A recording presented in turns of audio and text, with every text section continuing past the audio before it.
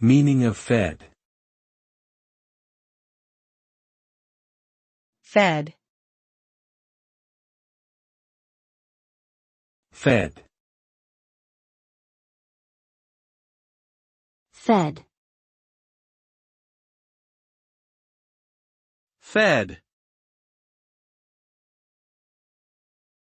Fed has multiple meanings, depending on the context.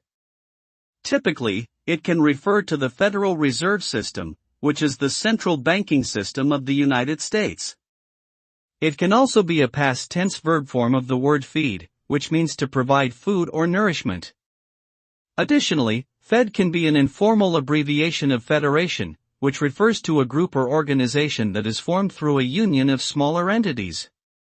Overall, the term Fed can represent different things depending on the context in which it is used.